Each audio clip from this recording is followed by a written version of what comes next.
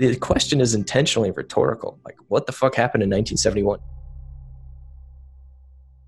We're not asking because we know what happened in 1971, but do you? To suspend temporarily the convertibility of the dollar into gold, to suspend temporarily the convertibility of the dollar into gold.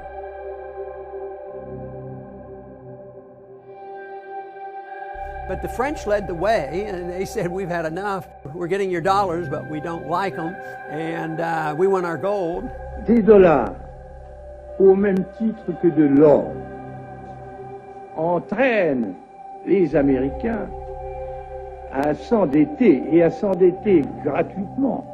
And that's when Nixon put his foot down, and the saying was he closed the gold window, no more gold would come out. In a way, it's a declaration of bankruptcy that we can't, defend our position and pay our bills, and yet we've been borrowing the money and we've been fooling the people, and we've continued this process. Once I knew my stocks and bonds were gone, I knew Satoshi Nakamoto was the... Is that tax money that the Fed is spending? It's not tax money. To lend to a bank, we simply use the computer to mark up the size of the account that they have with the Fed. It's much more akin to printing money than it is to borrowing. You've been printing money. Well, effectively, and we need to do that because our economy is very weak. Don't panic, the price will rise and fall. Ultimately, we're breaking through the wall. The sky's the limit, and I'm in it to win it. So I'm just holding for the longest time. Somebody asked me, what is the Federal Reserve System? And you've got 30 seconds to explain it. I can say, well, I don't need 30 seconds. I can do it in 4. The Federal Reserve System is a scam. Any questions? If you have the courage to read the Federal Reserve Act, you talk about boring, but it's all in there. The United States Congress passed a law which in essence was a cartel agreement for all the major banks to come together and share the market and control the market to their advantage. The constitutional dollar is defined as a weight of gold or silver. The genius of the Federal Reserve Plan was it inserted a man in the middle in 1913 between the Constitution and the people in the form of the Federal Reserve. And that was the introduction of the Fed dollar. It's not the dollar that is defined by the Constitution. It's a note that's issued by the Federal Reserve. The power to actually print the money is the basis for the whole inflationary system. Doesn't mean they actually print the money and spend it. That's what the Treasury used to do in the Civil War. But it's a more sophisticated way of doing it. They write out checks out of thin air, buy bonds with it, and then the checks or the deposits on the Fed then go out into the system. Now that we have the Federal Reserve System, now that we have a means of creating money ourselves, creating money, the purpose of tax has become very narrow. We can fund everything we want to do simply by creating the money. We still need the tax primarily as a social mechanism, as a means of engineering society, as a means of control. That's what they have the taxes for. Before every election, our representatives would like to make us think we're getting a tax break. And they're able to do it while at the same time actually raising our taxes because of a bit of magic they have in their kit bag. That magic is inflation. They reduce the tax rates, but the taxes we have to pay go up because we are automatically shoved into higher brackets by the effect of inflation. A neat trick, taxation without representation. It's true that the money supply inflates. And so they think, well, the prices are going up. But in reality, it's just that the value of the dollar goes down. In 1971, they removed the final link between gold and the dollar, and then the value of the dollar plummeted. And that expressed itself in very high inflation. But of course, no government has ever admitted to messing around with its currency, and it's always the fault of everything else in the universe. Well, the oil crisis in the Middle East. But of course, none of that matters compared to the monetary cause of it. So the price of everything was rising because the value of the dollar was dropping, because they were printing dollars like crazy.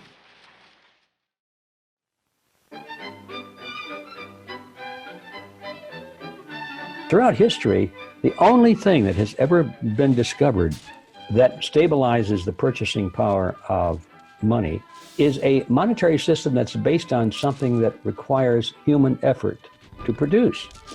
Because human effort is the common denominator between goods and services on the one side and money on the other. If you don't have human effort on both sides of the equation, you don't have a real equation. It's not a mathematical equation, it's a social equation. Free markets have been trying to zero in on absolute scarcity with whatever technology is available in the world historically. Like, say it used to be seashells with a certain society for which seashells were rare, or the most scarce fungible thing. But as technology became more sophisticated, gold became that game theoretic backstop. Gold has the highest stock-to-flow ratio, has superior relative supply scarcity, all these things that basically caused it to outcompete all the other monetary metals and become global prime money, which it still is today. Central banks hold gold, they settle with finality in gold. People want to know that if I'm holding money, I'm holding something that's self-sovereign. It cannot be deauthorized, it cannot be reversed, it cannot be inflated. The asset that I hold, it has value as determined by the free market.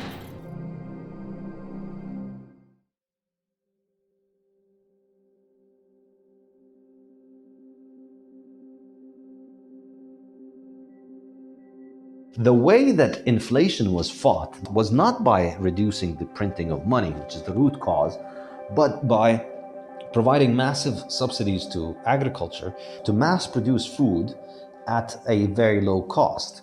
There's a guy called Earl Butz, and he was put in charge of the agricultural program in the US, and he was given the express mission of making more food and making food cheaper.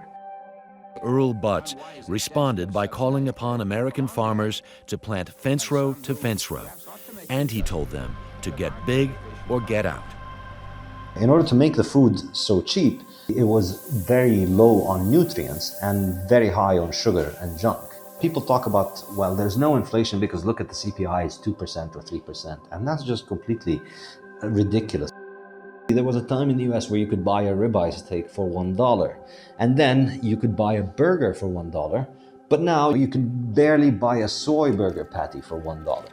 So if you look at it, well, look, there's no inflation. As long as you don't mind the difference between a ribeye and a burger and a soy burger, and you're still paying $1 for your lunch.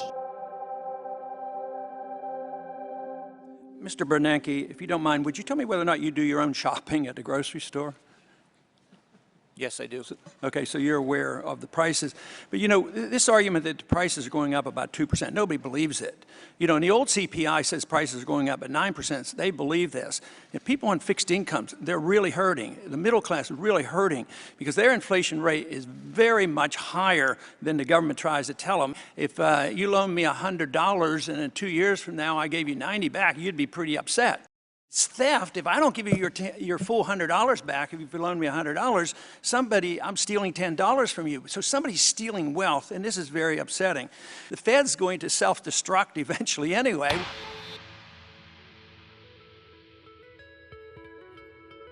Fractional reserve banking is, in my view, is inherently bankrupt. I mean, it's always ready to go bust. The reason is fairly simple. Most businesses, or all businesses, as far as I know, try to have the time structure of their assets shorter than the time structure of their liabilities. To have the money flowing in before they have to pay the money out. With banks, however, just the opposite. Banks' liabilities are zero time structure. In other words, you have to pay immediately. I'm talking about demand deposits and banknotes. So all banks are inherently bankrupt. All it needs for the public to find out about it. Essentially, it's a structure based on mythology more than anything else.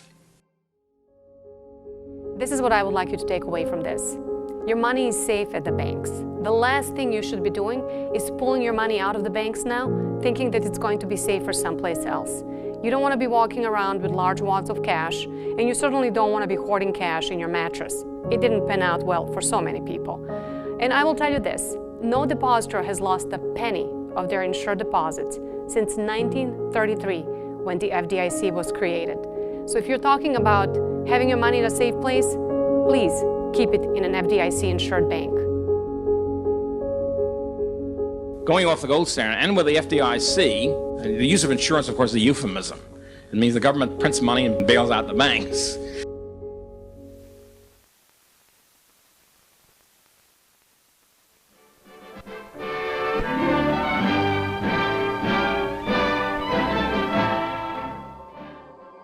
Wars are extremely expensive. All those troops and guns and fighter planes and drones and bombs have to be paid for. So how to raise the money to pay for them? One way the government does this is through taxes. The government just takes the money from the people. Now all of a sudden you have to issue war bonds, and people have to get behind the idea and fund it. Get 'em, folks. Come on, skip right up and get 'em. Any bonds today? Bonds of freedom, that's what I'm selling. Any bonds today? Scrape up the most you can. Here comes the freedom man, asking you to buy a share of freedom today. At a certain point, even the most pig-headed, rah-rah war lover will snap out of beast mode when he realizes the government is taxing him and his family into poverty to fund the war. So the government has a challenge. Is there a way for it to take the wealth of the people without them knowing it? Well, with a fiat currency, you can just debase the currency immediately without any of the citizens having a vote to pay for the war.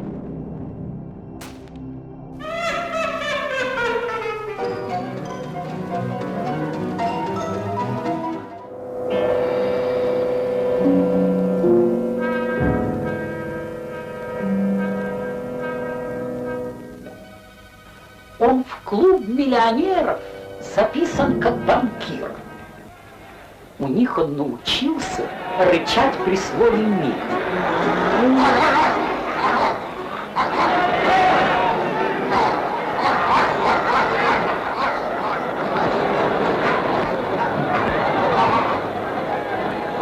Печатают газеты с бульдогом интервью.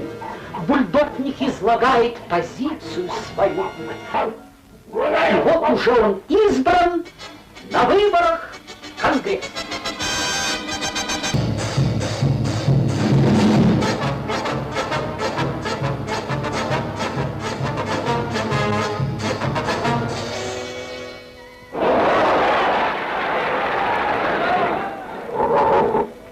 Влиять на ход событий он как сенатор стал. Чего не может только наделать капитал.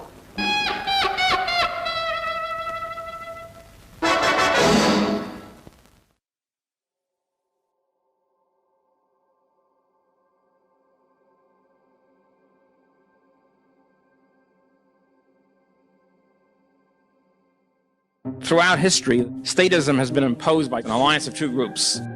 The state itself, the state apparatus, the king, the throne, and the opinion-molding groups, the intellectuals, which in most cases in history have been the churches. And so this is known as the alliance of throne and altar. You have the church and the state. The function of the church was to tell the people to obey the state. The state is God in many cases. The king is God, and the public believes them because they're the intellectual opinion molders. And in return for that, the church gets part of the boodle. They get part of the state revenue in the form of tax, subsidies, and so forth. In the early 20th century, we begin to reform the old alliance of intellectuals and government, big government intellectuals, perform the function of court apologists for the new regime.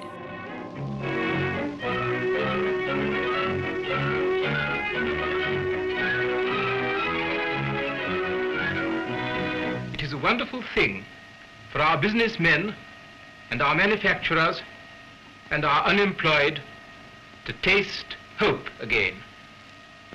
But they must not allow anyone to put them back in the gold cage. What gold means, and this is something that Keynes was incapable of understanding because he never studied economics, it's not because it's yellow and shiny, and it's not because any of these things that he thought about it. What gold means is that economic value can only be acquired by creating value to others. And that's why in a hard money society everybody ends up working, doing productive things, because that's how you earn money, and that's the only way that you can make wealth. The alternative is that you have money that's easy to make, and central banks are able to make that, and they can make large quantities of it whenever they want. One section of society, government and people in government and people in the central bank, are able to effectively allocate value and wealth and economic resources, whereas everybody else has to work for it and earn it. And that's essentially a system of enslavement.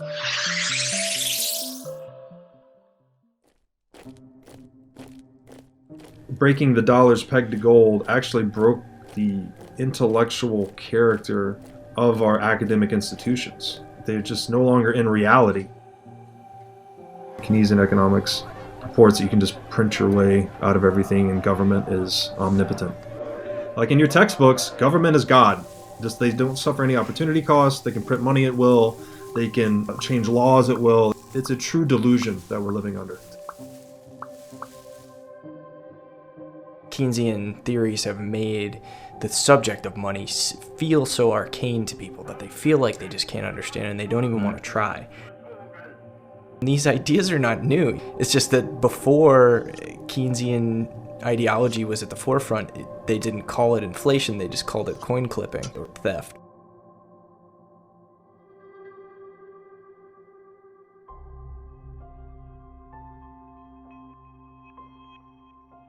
Overall, if you compare societies, periods when money is expected to hold on its value, that will incentivize people to start thinking of the long term.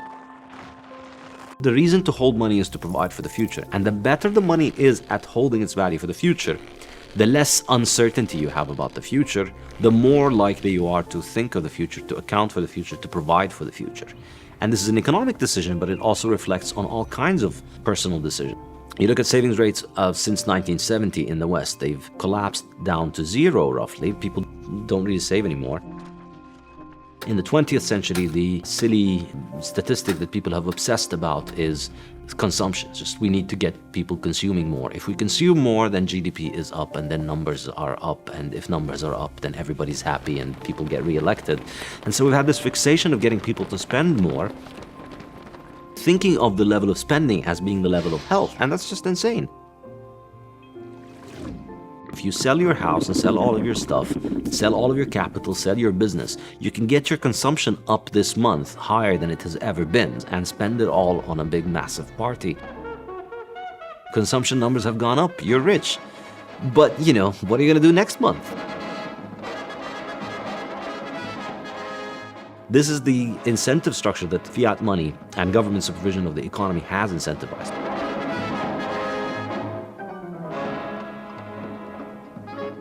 So you get these incentives that are rational, really, in this monetary system. It makes no sense to save money when your money is going to lose its value. Everybody borrows for their car, their home, their wedding. All of your major expenses you borrow in order to fulfill them. Do you have money jitters?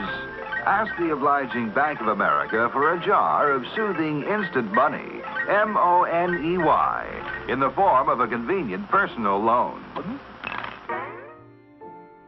Under a gold standard, it was different. People would save up money all their life. You know, as a child, you get born and you get given some money and you keep accumulating it. And then when you have a major expense, you bought it from your savings.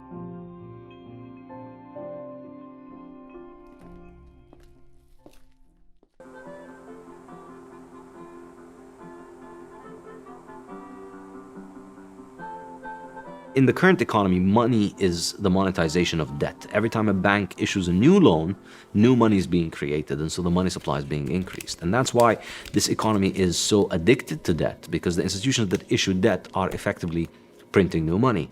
And therefore, you finance yourself from debt. And so now it makes sense to spend the money that you have to borrow and to pay off the debt because the money is losing its value. We find a typical home occupied by a typical American family. Like millions of his fellow Americans, John Q. Public earns enough money to keep up the payments on a new car.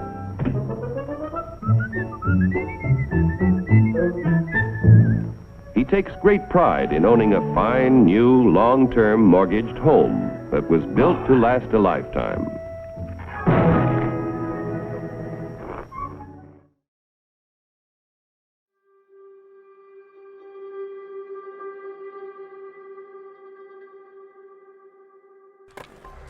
When people have a low time preference, they're able to engage in long-term projects. When people have a high time preference, they can only think in terms of immediate gratification.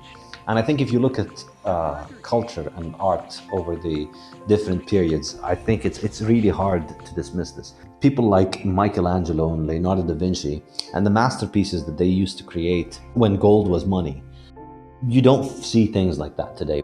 When you think about who are the major artists of the world today, but a bunch of idiots drawing a bunch of nonsense on a bunch of mattress that requires the level of skill that a 5-year-old could do. The entire freaking masterpiece takes 15 minutes to finish and then gets sold for $50 million. And then you look at Renaissance art, and every single one of those pictures took years of skill and mastery for the artist to be able to arrive at that. I don't think it's a coincidence that eras of unsound money produce this kind of degenerate art. People in this sort of society are unable to plan for the future and unable to think of the future. You can also see this with architecture. If you look around pretty much anywhere you travel in the world, the nice buildings were the ones that were built in the 19th century.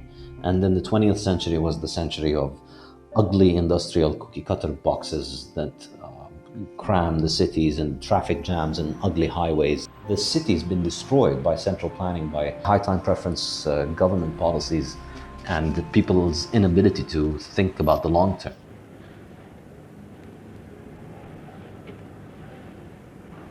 Yet another building site in the East End of London.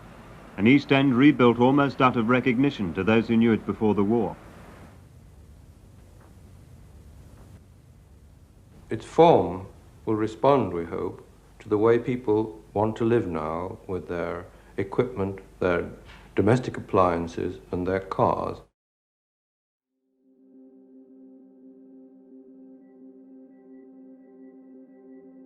People don't like taxes. They see a clear connection between government expenditures and taxes. Let's say the government says, let's increase public pensions. To finance this, we just increase income tax.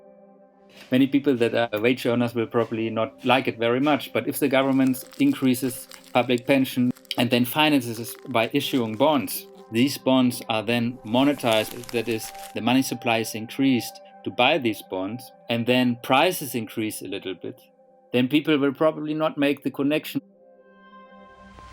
Everyone, whether in the factory, shop, farm, or office, pays for the cost of government. If there's economic growth, prices would actually fall. If the government is increasing spending, this can compensate for the fall in prices that would have occurred due to increases in productivity. The internet, new technology, or the increase in the division of labor. Thanks to the increase in government spending and the new debt and the monetization of the debt, prices don't fall, but stay the same or increase a little bit. So then people at the gas station will not say, oh, today I pay the same for my gas like last year. But if the government would not have increased government spending, now I could pay 10% less. And the cost of the government spending, if it's financed through the printing press, is hidden. People just don't make the connection between the government expenditures, the deficit, the issue of government debt, and the increase in prices, or the prices that are higher than they otherwise would have been.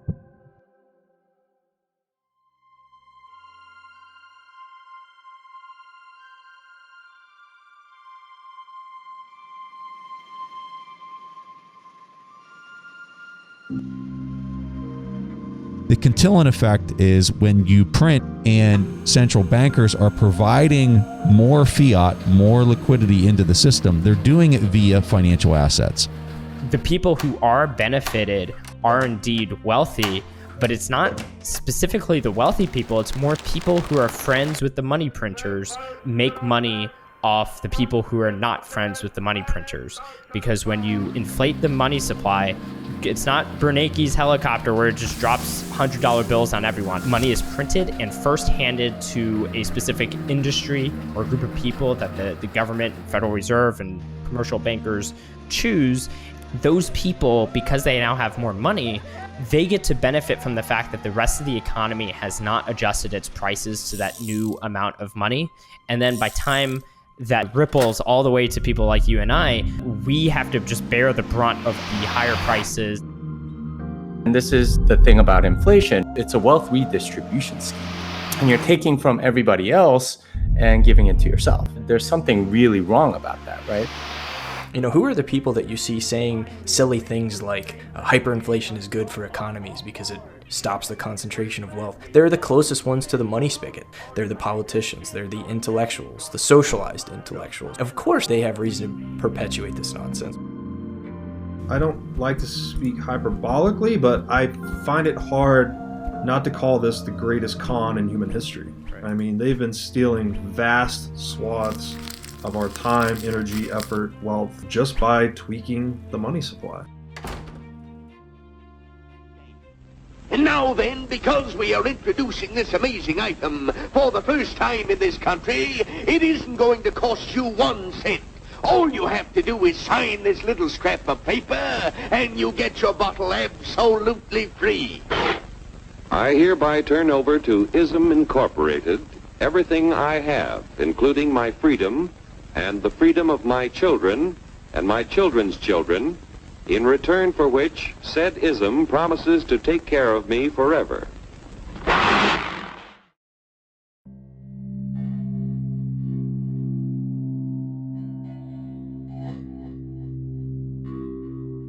I call it monetary socialism. We as Americans pride ourselves on being free market capitalists, and will readily tell you that supply and demand should dictate the price of anything, right? Not a central planning authority for any commodity, any market in the world. But for some reason we have this blind spot when it comes to the US dollar.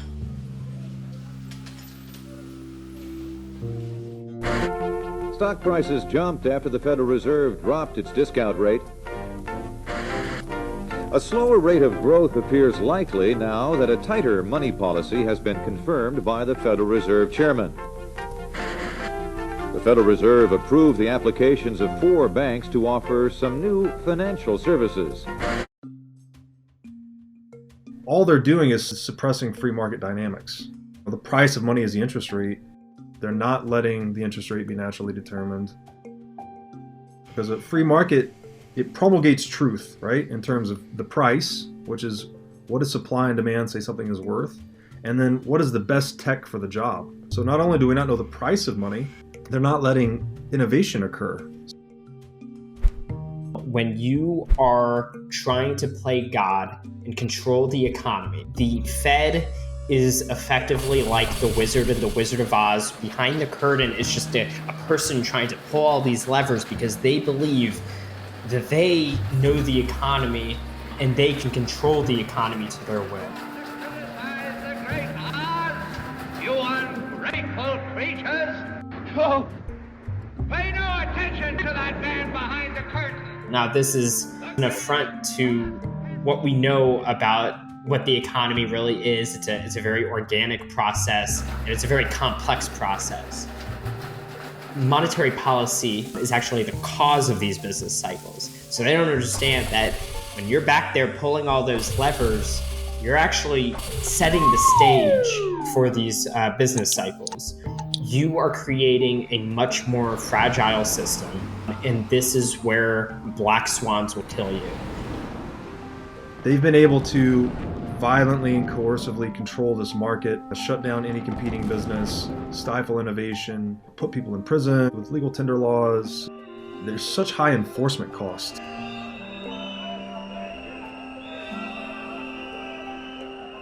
For the same mathematical reasons that Soviet Russia imploded, monetary socialism or central banking will implode as well.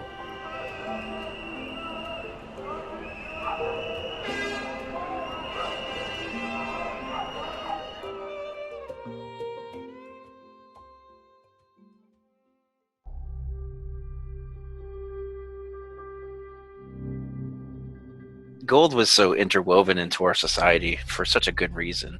It was the best money because of its hardness, but gold has severe flaws. It was its physical locality that required us to use paper and all these other devices in order to scale it, and that was what led to us abandoning gold. Once you were using financial instruments that were backed by gold, it gave the people who run these payment and settlement network an enormous amount of power and leverage over the control of gold. Because it was much harder to keep track of how much gold there was, and people could issue more paper receipts than there is gold. You know, the temptation of taking over the central banks was too strong for governments. Governments took it over and then realized they could use it to finance wars. And since then, they have not been willing or able to give up the temptation of resorting to the printing press. The 20th century was the century of politicians, governments taking advantage of the printing press, voters being duped into thinking that this is a free lunch. There is something wrong with the gold standard, which is that governments can mess it up if they choose to. And it would be nice if we had something that was immune to the control of government. It's conscious, you know, like they know that underneath it all is the fact that they can't steal from people if they have to have sound money. That they know they are limited in how much wealth they can confiscate from the average person. The very survival of what is the political status quo, the very survival of what we think of as the role of government in society depends on not having sound money. This is going to be some of the most crazy times to be alive, to see the unraveling of all of this. There is a fight coming. What do you think they would be willing to do to save the very idea of government authority to manipulate what we do, to bail out their cronies and to give subsidies and contracts to all of their biggest donors, to buy votes? You know, you won't have to work if things are tough. You don't have to produce. We'll pay you, and it's the evil producers that are keeping you poor. That sort of thing is the power to move the world. And when you've already shown that you're willing to use that power however seems convenient to you, they're not going to just roll over.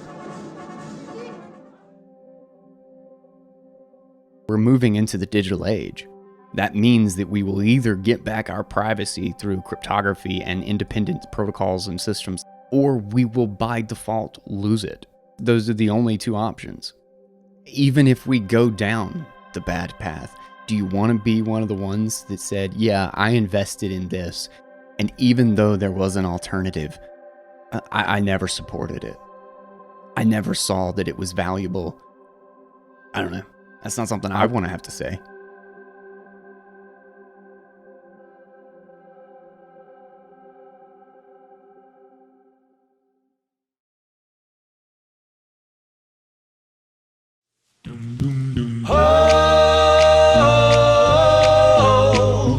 For the longest time, for the longest. If you said that Bitcoin was my life, I would tell you, show enough, show you right.